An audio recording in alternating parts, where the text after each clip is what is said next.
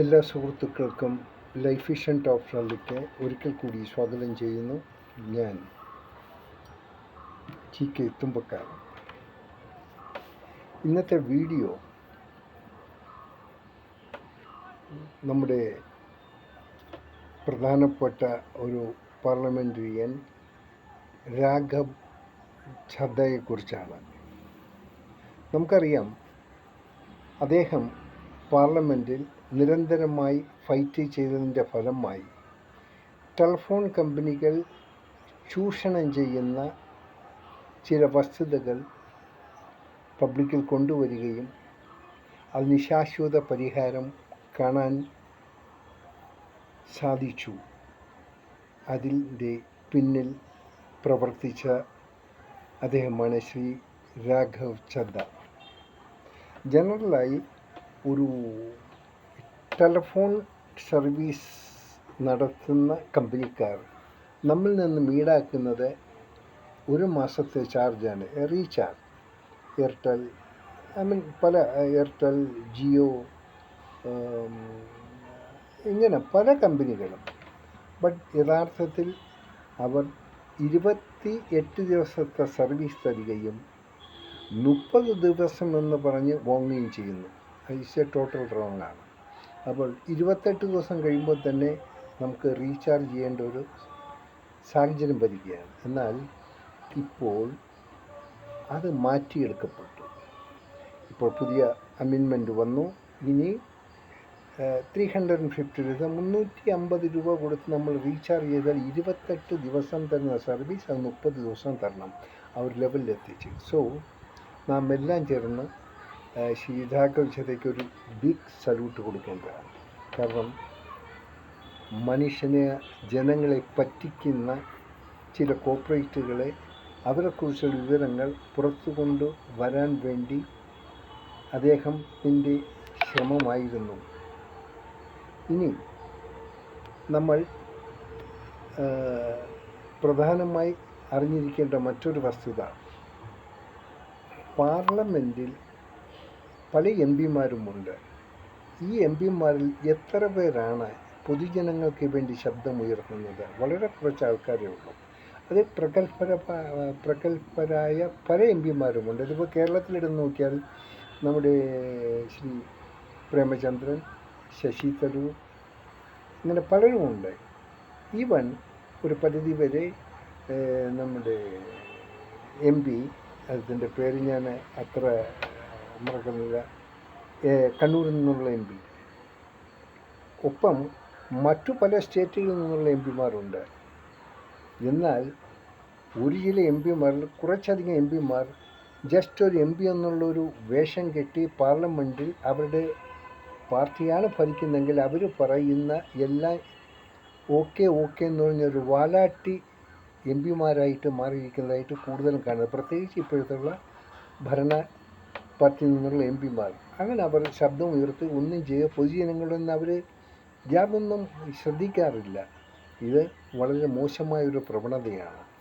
നാം പിമാരെന്ന് പറയുന്നത് അവർക്ക് കിട്ടുന്ന സുഖ സൗകര്യങ്ങൾ, അതായത് പാവപ്പെട്ട ആൾക്കാർ കൊടുക്കുന്ന നികുതി പണത്തിൽ നിന്ന് അവർ ഉല്ലാസിച്ച് ശമ്പളവും വാങ്ങി പെൻഷനും വാങ്ങി എല്ലാ സൗകര്യങ്ങളും ഉൾക്കൊണ്ട് വെറുതെ MP പദം അലങ്കരിച്ചിരിക്കുന്ന ഇവരെ നാം തിരിച്ചറിയണം. ഇനിയെങ്കിലും നാം ഏത് ഇലക്ഷൻ വന്നു കഴിഞ്ഞാലും കഴിവുള്ളവരെ തിരഞ്ഞെടുക്കണം. പ്രത്യേകിച്ച് എങ്ങനെയാണ് ലോകത്തെക്കുറിച്ചും വസ്തുതകളെക്കുറിച്ചും കാര്യമായി അറിയാനും മനസ്സിലാക്കാനും അതിൽ ഗവൺമെൻറ്റിൽ നിന്നുണ്ടാകുന്ന അപാകതകളെ ചൂണ്ടിക്കാണിക്കാനുള്ളൊരു തൻ്റെ ഇടം കാണിക്കുന്ന പിമാർ ഉണ്ടെങ്കിലേ രാജ്യത്തിന് വളർച്ച പ്രാപിക്കാൻ പറ്റൂ.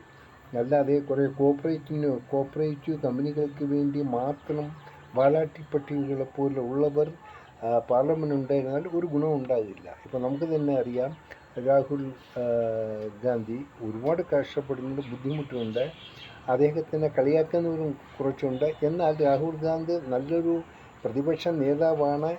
അതിനുവേണ്ടി അദ്ദേഹം ട്രൈ ചെയ്യുന്നു.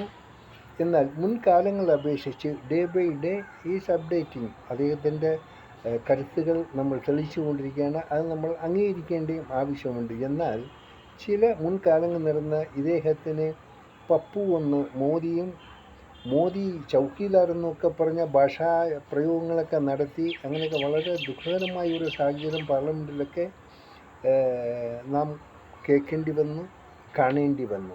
പക്ഷെ ഇപ്പോൾ അതിൽ നിന്ന് വ്യത്യസ്തമായി മോദിയും രാഹുലൊക്കെ കുറച്ച് സംസാരത്തിൽ കുറച്ച് ശ്രദ്ധ കേന്ദ്രീകരിക്കുന്നതായിട്ടാണ് കാണുന്നത്. അത് വളരെ സന്തോഷകരമായൊരു കാര്യമാണ്. അപ്പോൾ നാം പറയുന്നത് ഒരിക്കൽ കൂടി നമുക്ക് രാഘവ് ജദ്ദേ പോലുള്ള എംപിമാർ മുന്നോട്ട് ഇറങ്ങി വരണം, നല്ല പാർലമെൻറ്റ് ആൾക്കാരുണ്ടാകണം. എങ്കിൽ മാത്രമേ പാവപ്പെട്ടവർക്ക് വേണ്ടി പാർലമെൻറ്റിൽ ശബ്ദിക്കാനും ഏതെങ്കിലും കോപ്പറേറ്റീവ്സ് കാണിക്കുന്ന വൃത്തികേടുകൾ മുന്നിൽ കൊണ്ടുവന്ന് അത് പബ്ലിക്കിൻ്റെ മുന്നിൽ കൊണ്ടുവന്ന് അതിനൊരു അവസാനം കണ്ടെത്താനും ശ്രമിക്കണം. നമുക്ക് വേണ്ടത് അങ്ങനെ കഴിവുള്ള പാർലമെൻറ്റ് ആൾക്കാർ ആയിരിക്കണം. ഇനി ഇതുപോലുള്ള പല കാര്യങ്ങളും മുന്നോട്ട് കൊണ്ടുവരാൻ ഉണ്ട്. നമുക്ക് സമീപ ഭാവിയിൽ അത് ഇങ്ങനെയുള്ള എം പിമാരുടെ ഉശിര് വളരെ തൻ്റേടമായിട്ട് കാര്യങ്ങൾ പബ്ലിക്കിൻ്റെ മുമ്പിലും പാർലമെൻറ്റിൻ്റെ മുമ്പിലും കൊണ്ടുവന്ന് അതിന് ശാശ്വത പരിഹാരം കാണാനുള്ള തൻ്റേടം കാണിക്കുന്നതിൽ നാം സന്തോഷിക്കണം. അങ്ങനെ പലരുമുണ്ട്. ഇനി ഓരോ കാര്യങ്ങളും അതുപോലെ നാം പ്രതീക്ഷിക്കാം. ബംഗാളിൽ നിന്നുള്ള എം പിമാരുണ്ട്, പല സ്റ്റേറ്റ്സിൽ നിന്നും നല്ല കഴിവുള്ള എം പിമാരുണ്ട്. പക്ഷേ എല്ലാവരും ഒരുപോലെ മുന്നോട്ട് വരുന്നില്ല. കാര്യം ഭരണപക്ഷത്തിൻ്റെ എം പിമാരാകുമ്പോൾ അവർ സൈലൻസായി പോകണം. അവരൊരിക്കലും ശബ്ദം ഉയർത്തുകയില്ല, അങ്ങനെ ഉയർത്താൻ സാധിക്കത്തുമില്ല. പക്ഷേ അങ്ങനെ ആകരുത്. പൊതുജനങ്ങൾക്ക് വേണ്ടി അങ്ങേയറ്റം സപ്പോർട്ട് ചെയ്യാനും അവരുടെ ബുദ്ധിമുട്ടുകളെ മനസ്സിലാക്കാനും ഉള്ളൊരു റെപ്രസെൻറ്റേഷൻ ആയിരിക്കണം എം പിമാരിൽ നിന്നും ഉണ്ടാകേണ്ടത്. ഒരു സാധാരണ മനുഷ്യനെ പാർലമെൻറ്റിൽ സംസാരിക്കാൻ അതിനുള്ള സാഹചര്യം കിട്ടാറില്ല. ഒരു കേരളീയനോ ഒരു തമിഴിയനോ ഒരു സൗത്ത് ഇന്ത്യനോ അവിടെ ഡൽഹിയിൽ പോയി അവിടെ ശബ്ദം ഉയർത്താൻ ഇറ്റ് ഈസ് ഇമ്പോസിബിൾ. അത് നടക്കുന്ന കാര്യമല്ല. അതുകൊണ്ട് നമ്മൾ ഒരിക്കൽ കൂടെ പറയുന്നു, ഈ 28 ദിവസം മാത്രം നമ്മളെ നടത്തി 30 ദിവസത്തെ ചാർജ് വാങ്ങി ചൂഷണം ചെയ്ത ടെലിഫോൺ കമ്പനിക്കാരെ അവരുടെ ആ ചൂഷണത്തെ ഒഴിവാക്കാൻ മുന്നോട്ട് ഇറങ്ങിയ ശ്രീ രാഘവ് ജദ്ദേക്ക് വീണ്ടും നമ്മുടെ അഭിവാദനങ്ങൾ. കാണാം വീണ്ടും മറ്റൊരു വീഡിയോയിലൂടെ. Thank you.